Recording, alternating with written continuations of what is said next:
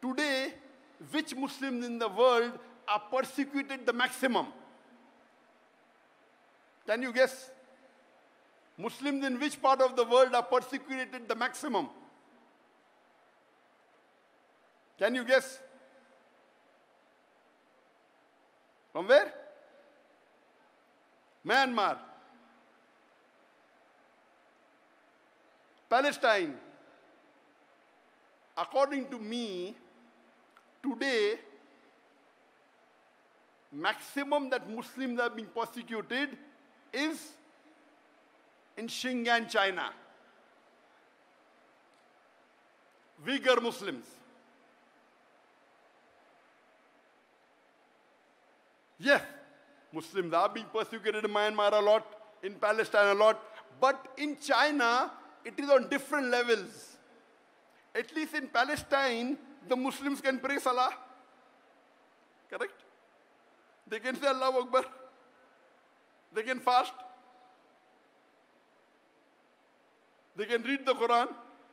They can get the contentment in their heart. They are being persecuted without doubt.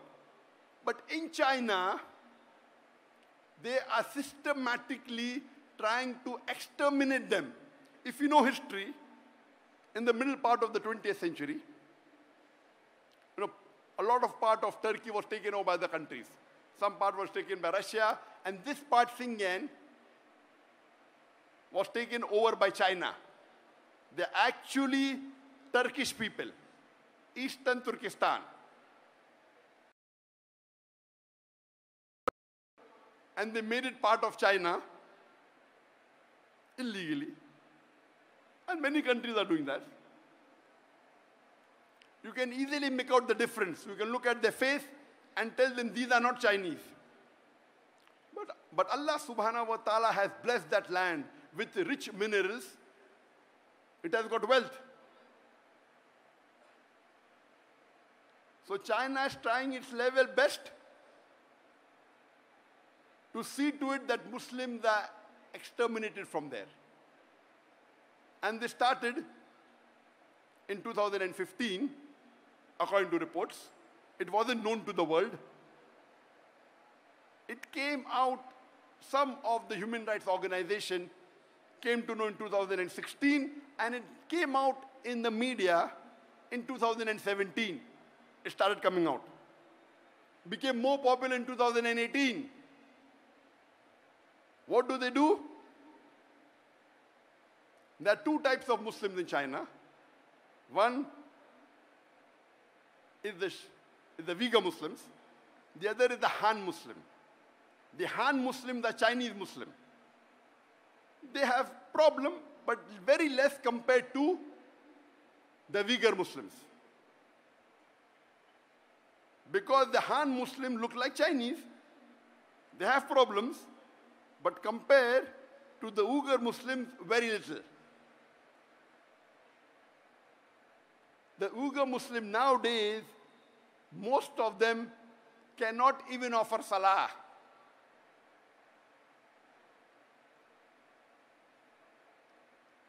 They're not allowed to fast. They are forced to have food during Ramadan. Many are forced to have alcohol. They aren't allowed to learn Arabic. And if they don't listen to the authorities, they are put into concentration camps. The Chinese government says this is re-education. Re-education. Many of the Uyghur Muslims in these concentration camps, they are tortured. They are harassed. They are asked to give up their religion. They are asked to follow communism. And those that are outside, they are being tracked by cameras, by face recognition.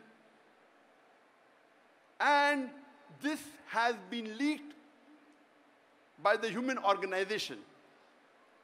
Almost all of them, they are non-Muslim organizations. So much so that 1 month before,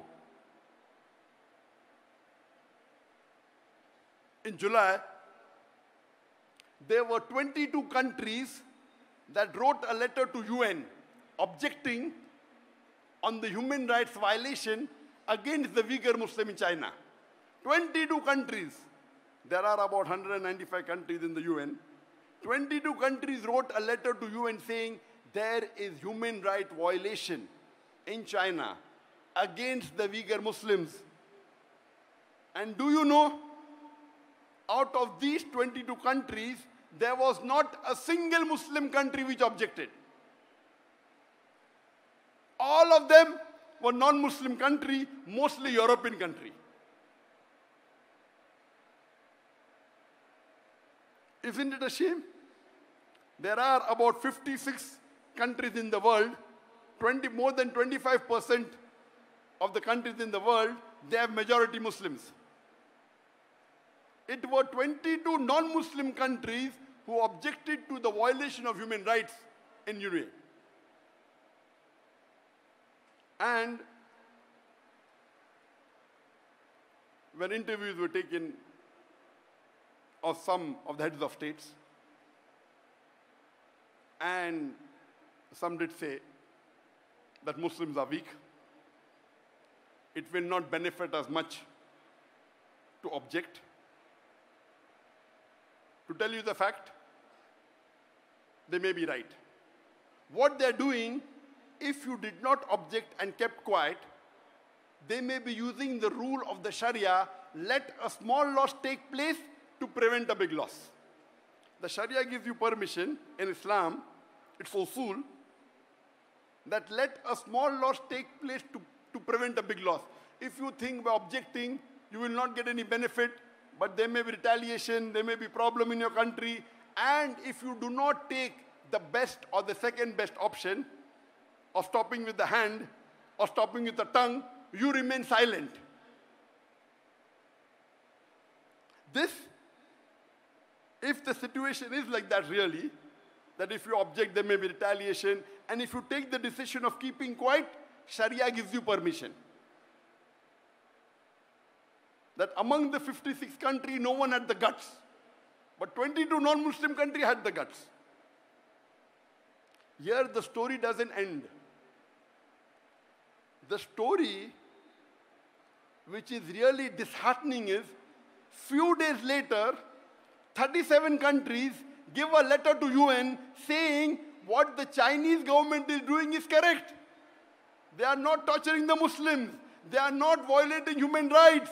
They are educating them. They are doing anti-terrorism.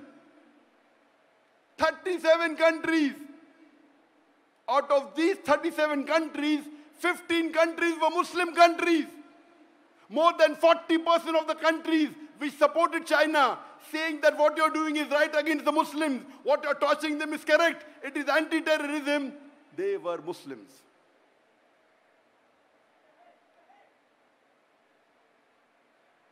Alhamdulillah, Malaysia wasn't one of them.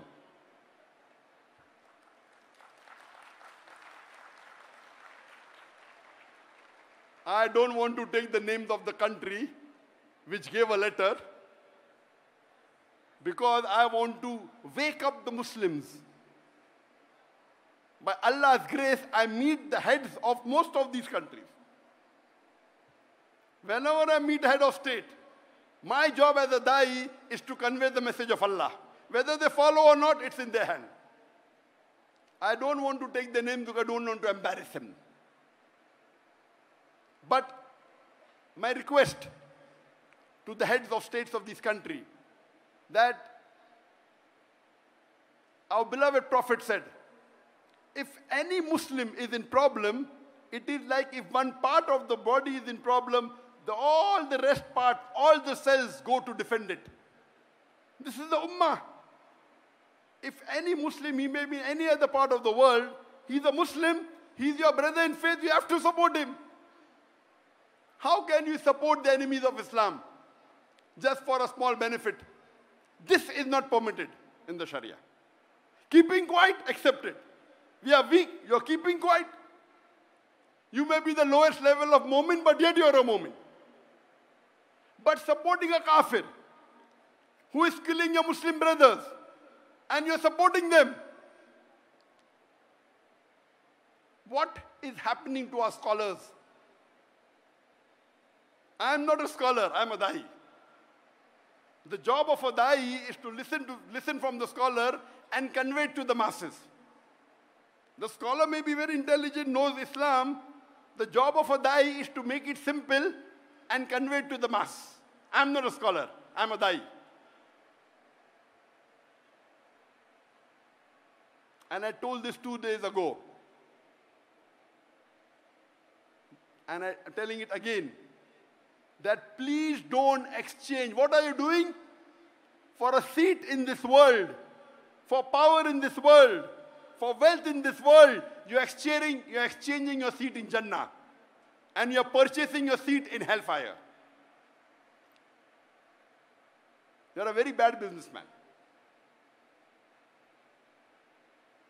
The Jannah is the true happiness. And I gave the details in the first talk I gave in Kelantan on the 7th of August, day before yesterday. What's happening to the Muslim Ummah? We are deteriorating. There was a time when the Muslims were on top of the world. When the Quran was revealed, the Muslims were looked down upon. It was called as Yawmul Jahiliyyah, the days of the ignorance. The Arab did the tawaf around the Kaaba naked. They were Jahil people. Allah reveals the Quran and makes them the torchbearer of the world. The Muslims became on top of the world. Europeans called from the 8th to the 12th century dark ages. Dark for them, not for us. The advancement that the Muslims made in science and technology, it is phenomenal. We were on top of the world. Today, Muslims are in large number. More than 25% of the world population are Muslims. We are about 2 billion Muslims. But we are looked down upon. We are abused. We are criticized. We cannot do anything. Why? Because that time, at the time of the Sahabas, of the Khulafa Rashidin, the Muslims were close to the Quran and Sunnah. Today, we are far away from the Quran and Sunnah. At that time, we didn't have riches. We were poor. But we had the deen with us. Today, the Muslims are the richest in the world. We have the black gold. But we are looked down upon. Why? Because we are away from the Quran and Sunnah. I request my Muslim brothers all over the world. This lecture is being telecast to all over the world, alhamdulillah. Through the YouTube, which has more than 1 million subscribers, through my Facebook, which has 17.3 million followers, and through Peace TV English, which has 100 million viewers, Peace TV Urdu, 80 million viewers, Peace TV Bangla, 50 million viewers, and Peace TV Chinese, Peace TV Mandarin, 20 million viewers. All put together more than 200 million viewers, at least 100 million may be watching, inshallah. Here, mashallah, I'm told that there are about 100,000 people that have gathered here in the stadium. People on the ground, on the stand, about 100,000. But the message, alhamdulillah, is reaching to more than 100 million. 1,000 times more. My request to the brothers and sisters all over the world is please come close to the Quran and Sunnah. Do not exchange the worldly power, the worldly seat, the worldly wealth for your seat in Jannah. Please don't.